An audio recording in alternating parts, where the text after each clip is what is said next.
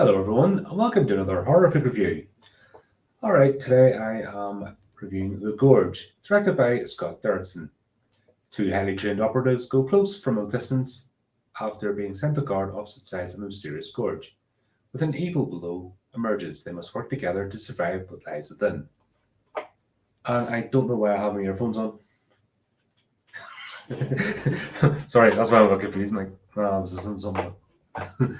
Why have I got my earphones in? But yeah, I was looking forward to this. Did a news article on it a while ago.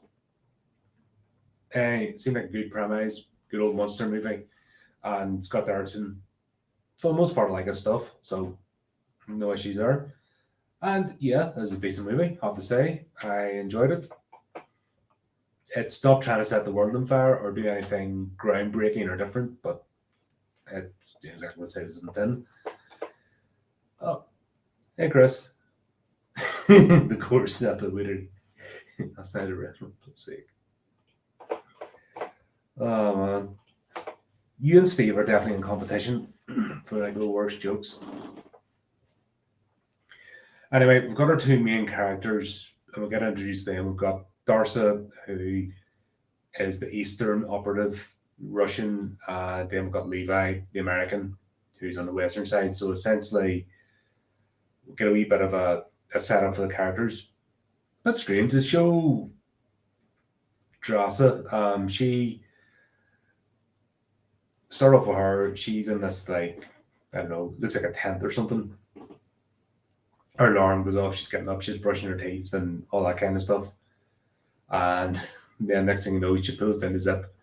It's the middle of a gorge and she's carrying out like an assassination. It was very odd, bit over the top because if you're out in like OPs or stuff, you don't brush your teeth anyway because it disturbs the animals.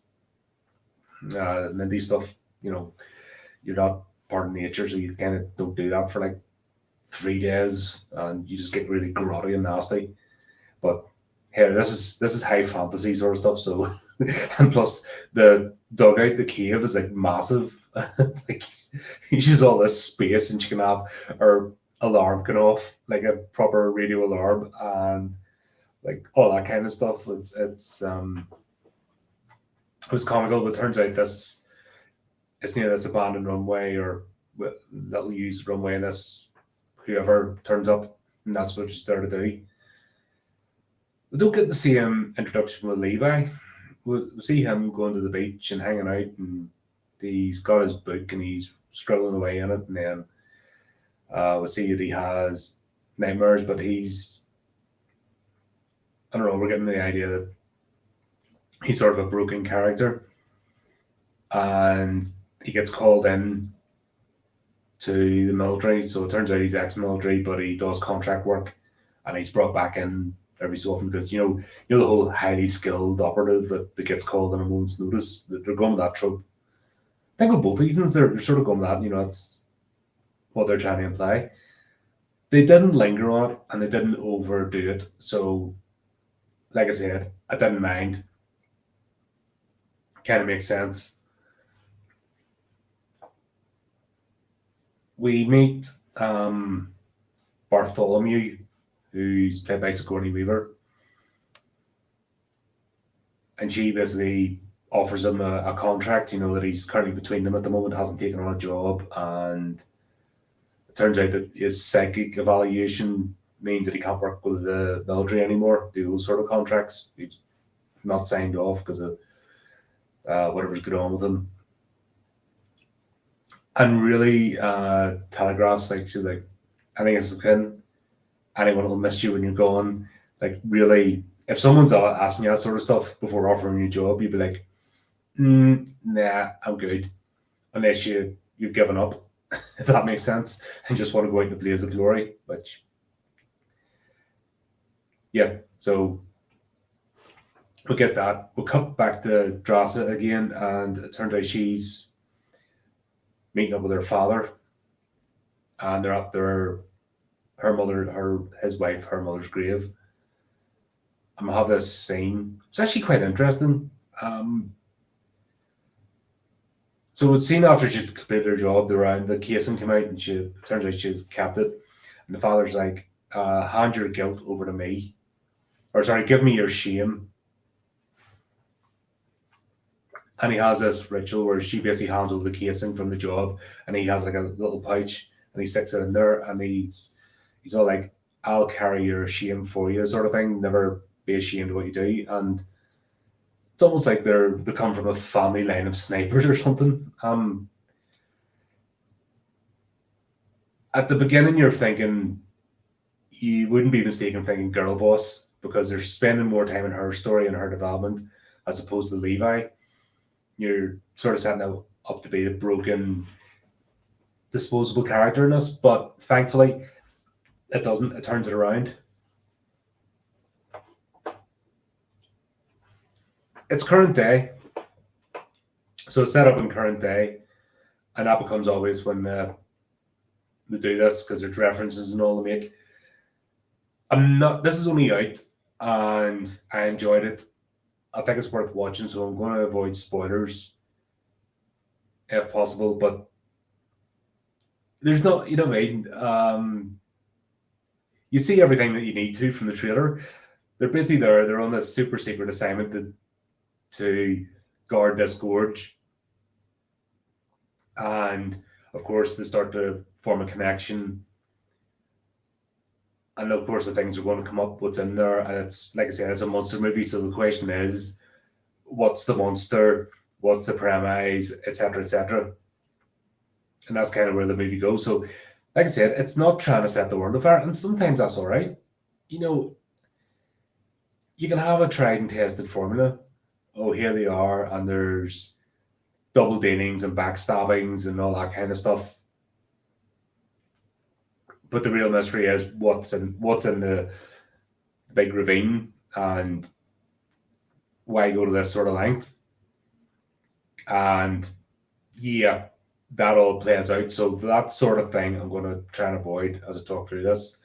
And I'll go over the sort of main points of like the characterization. So like I said, Drass's character is almost being set up to be the more well-rounded one. We're seeing her backstory, but we'll find out her father has cancer, and he has decided that on Valentine's Day he's going to do himself in because he doesn't want to fight it anymore, even though she's using the funds to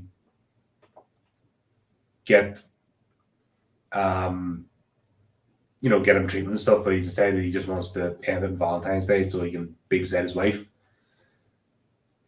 So she's taking this job. Now, here's a bit of a hint. No, I won't. There's something said during that scene before she heads off that gives, oh, yeah, I don't know whether to say it or not. Like I said, I don't want to spoil the movie, but there's a hint in that scene. That's just that she's being sent there for a particular reason as well. Same as Levi's got the setup why he's been sent there. And then we'll cut back to Levi, and he's, of course, in this. It's this, I call it the secret squirrel drop, the typical, he's the lone man in the airplane. Turns out he was knocked unconscious. He wakes up, and he doesn't know where he is, and he's got the co-pilot comes out to him and goes, blah, blah, blah, not authorized to tell you where I am, blah, blah, blah, blah, blah. All the usual sneaky stuff. And then he's given a direction, and then he jumps out the back of the airplane. Of course, he's all dressed in black, the usual sort of shenanigans, parachutes out. So he goes to the location. And this is where we meet JJ. So he gets to a certain point, and he's met by a British guy, and it turned out he's a bootneck. So I love the way American movies like, hello, I'm JJ, Royal Marines Commandos. Like, they wouldn't, I know loads of bootnecks are good blokes, and they're just like, I'm a booty mate, Royal Marine, it wouldn't be the whole blah, blah, blah, blah, blah, especially when he's a former US Marine. They do a lot of cross training and stuff, so it wouldn't exactly be a surprise. But he, at least it didn't say British Marines, because I hate that. That is such a retarded term. It just winds me up. when Yanks do that. The 30th Marines, it's like fucking yeah. The title Royal is given to each individual regiment in the HM forces. If you didn't know, so you don't just go. You have a better respect for each regiment, especially if they've been given the title Royal. So, for example, the British Army is just the British Army, but it's each individual regiment. Not all the regiments have it, so it's one of the things. But the Royal Marines, that's that title. Same as saying, what do they say, the English Navy or something. It's like the Royal Navy. You know, it's little semantics like that. It's not hard to look up and fix in the script. So just stop it. But anyway, meet JJ. It turns out there's a bit of a handover takeover, so he's introducing them around. They could have spent a wee bit longer, and that's could have had him doing the various jobs. So it turns out not only is he like on guard sentry duty, but he's like a low key maintenance person. So he's essentially patrol the perimeter, check the fences, check the devices that have been let out there. It's essentially self-sustaining, so it's got water supply, food. There's kind of there's like a vegetable garden and stuff, and it turns out there's this long-running tradition as well of them making homemade vodka out of the potatoes. So there's like a still set up, and there's a recipe that's been handed down from guard to guard. It's actually quite cool premise. If that makes sense. Like this lone person goes to do this job, and you sort of think that then they go after and become part of a club.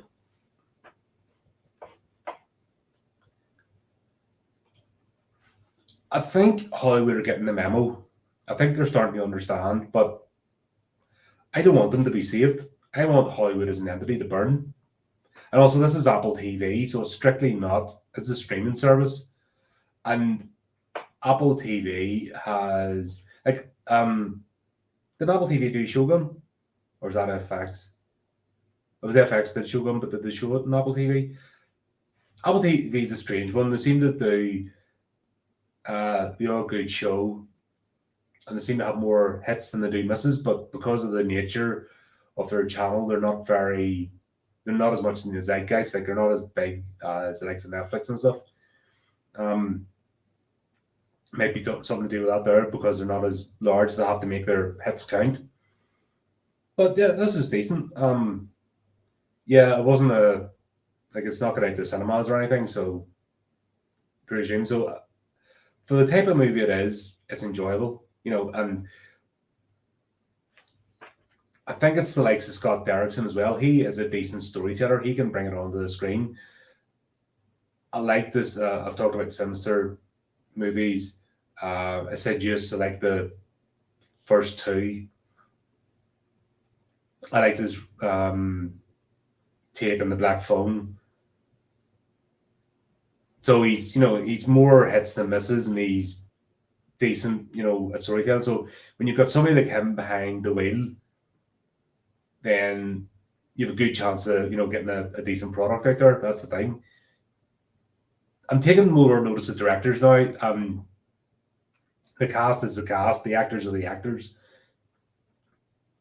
I don't know whether that's a movie reviewing thing or an AIDS thing, but actors don't impress me. I don't care who the actor is in this. Like, for example, Sigourney Weaver really could have been replaced in the role that she's playing in this, could have been replaced by anybody. A bit of a strange name to put up there for the spook operative sort of thing that's sent Levi on the mission. That could have been done by anybody, so I don't know what they're playing there. I like Anya Taylor-Joy. I suppose I'll say that because obviously first encountered her when I watched The Witch, and I've really enjoyed Last Night in Soho as well. So she's done quite a few decent horror movies over the years. I don't know the other guy that plays Levi. Not familiar with him. Don't know the guy that plays JJ. So that's fair enough.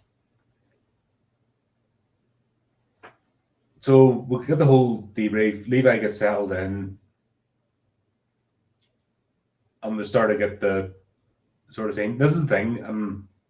They do really well, I think, with handing off between the two because there's, it's a really minimalistic movie in that sense. How the two characters carry a whole movie, if that makes sense, without a whole ensemble cast.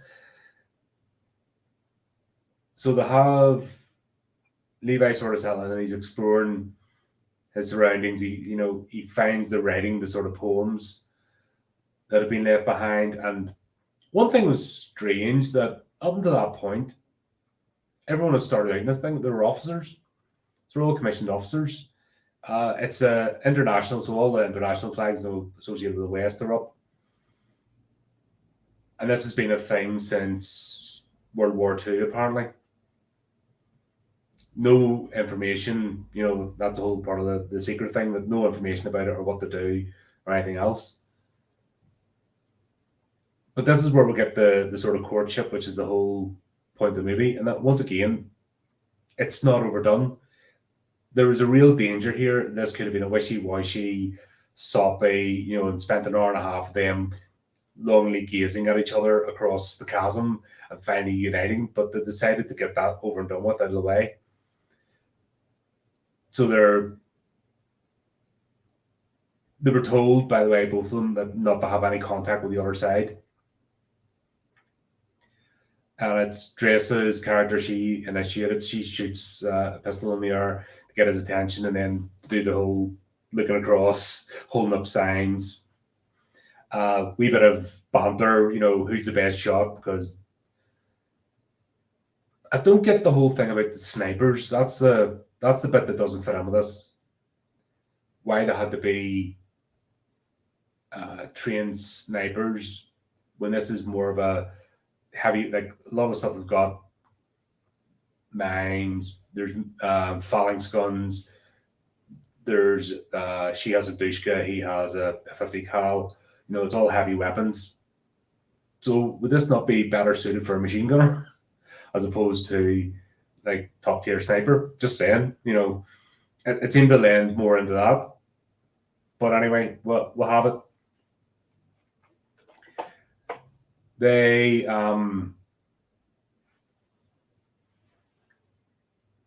sort of banter back and forth, and then they have their first contact with what's in the gorge, and these things are trying to climb out. So, whoops, spoiler, it's not one singular monster. The trailer makes you think that it's one huge, but then again, why snipers again? And also, yeah, it doesn't make sense. So it's multiple things.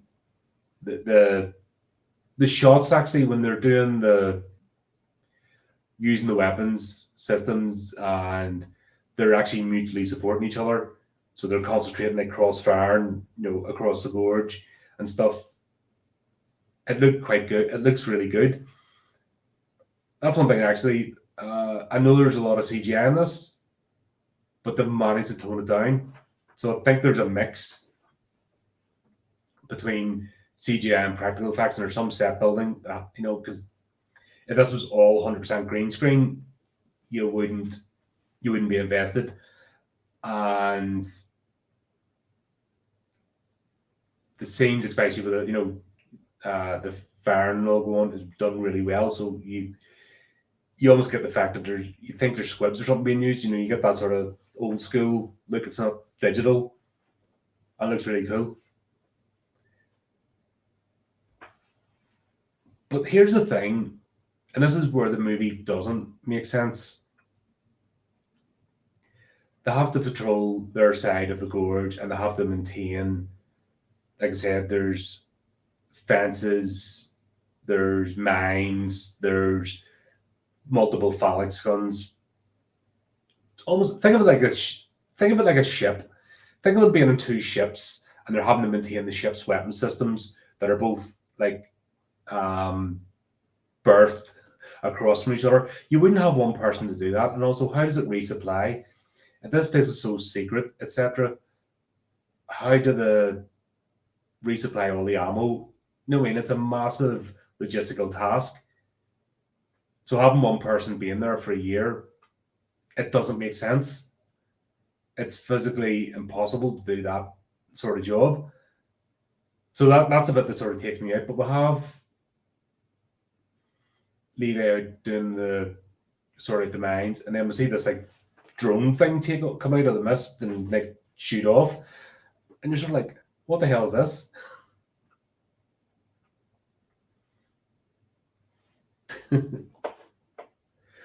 Oh, that was your limit, was it? You know, seven's ridiculous to have.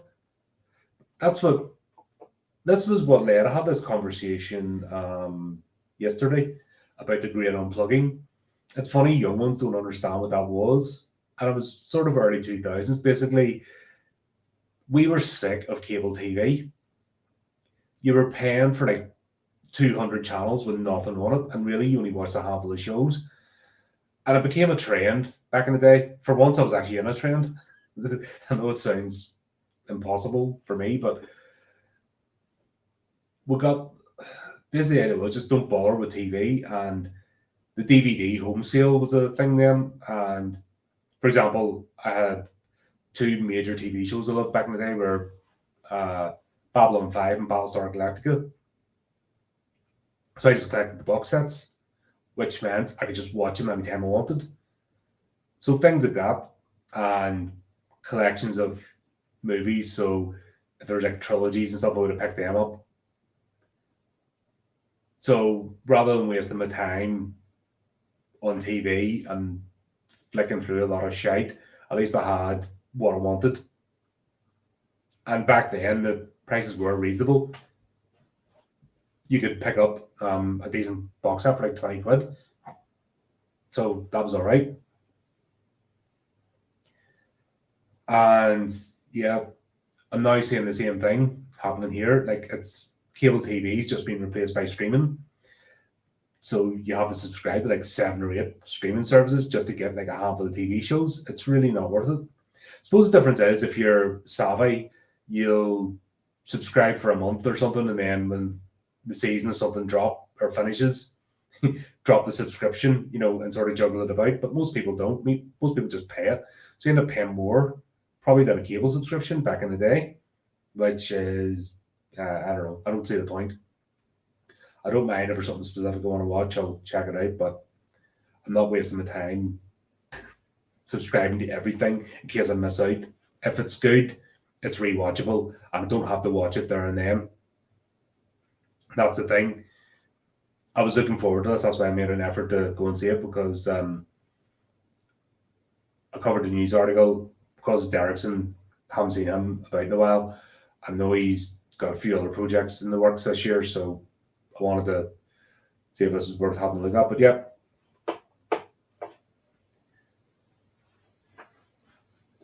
So there's nothing more that motivates somebody than a horny bloke.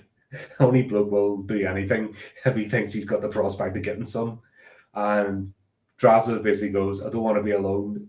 You know, stuff's going on in my life. So he literally makes a love rocket. That's the only way I could describe it. He has his MacGyver moment and he makes a love rocket. I think we'll see that in the trailer. Well, I don't think we'll see how he makes it, but obviously he zips across the gorge. So yeah, we'll see how he does that. And yeah, love rocket. That's the way I can describe it. And once again, they don't mess about. They get on to it. They have their dinner together. They're playful. But we're not spending most of the movie. Like, believe it or not, an hour of the movie has gone by and you don't notice it because there's plenty of things, plenty of build up, plenty of questions being asked to get you invested. So you're there. So obviously that happens. Then things go wrong and the plot escalates. Because it's always going to. Like, let's be honest, they're not going to stay down there. Something's going to go wrong. And it does. I forgot to watch the trailer again just to see what bits were in it, because obviously we know things happen and they have to like work together. So they end up because I'm trying to be careful here.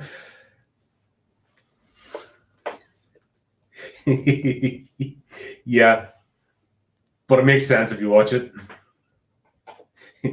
I dare you not to, I challenge you not to think Love Rocket when you see the scene.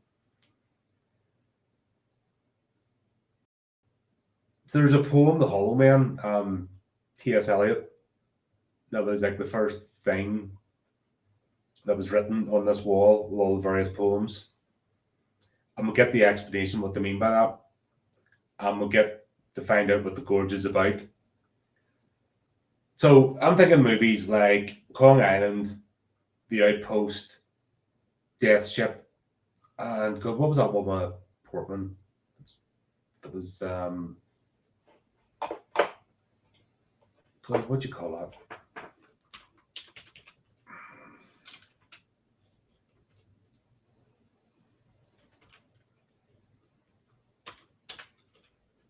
Annihilation. But I typed Natalie Portman S. Natalie Portman short hair. But why is it? Why are people looking that up? What, is that news? Annihilation. So movies I got anyway. Without giving too much away, that's the direction it's going. And we'll get an insight as to what happens. There's a scene with basically an exposition device. So we get video exposition, and we get a super secret computer with no password exposition. They're the two sort of comical bits because you're like, here we go. You see it coming. I was gonna talk about that, but I'm not. Right. The set pieces in this. So there's a mixture of set pieces and CGI, and they manage to blend them really well. So I'll say that. And you can see the CGI bits. There's a particular scene where it's obvious the CGI because there's no other way to do it.